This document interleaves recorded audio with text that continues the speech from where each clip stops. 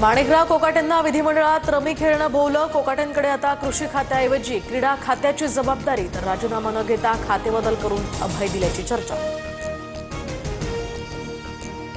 संवेदनशील कृषी खातं आता अजित पवारांच्या विश्वासू माणसाकडे। दत्तात्रय भरणेंकडे आता कृषी खात्याची धुरा।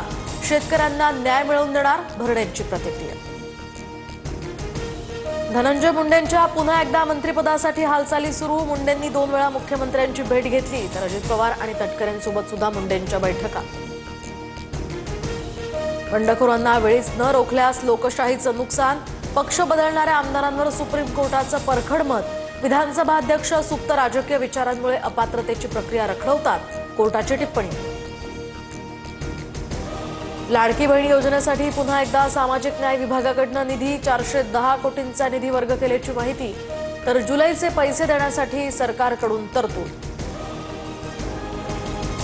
अलमट्टी धरणाची उंची न वाढवण्यासंदर्भात मुख्यमंत्री फडणवीसांचं केंद्रीय जलशक्ती मंत्र्यांना पत्र। सांगली आणि कोल्हापूर जिल्ह्यात पूर परिस्थिती निर्माण होण्याची गंभीर शक्यता। दरम्यान मुख्यमंत्र्यांचे या संदर्भात मत। राज्यातील आदिवासी बहुल 8 जिल्ह्यांमध्ये सुधारित आरक्षण लागू। एससीबीसी प्रवर्गाला 10% आरक्षण मिळणार।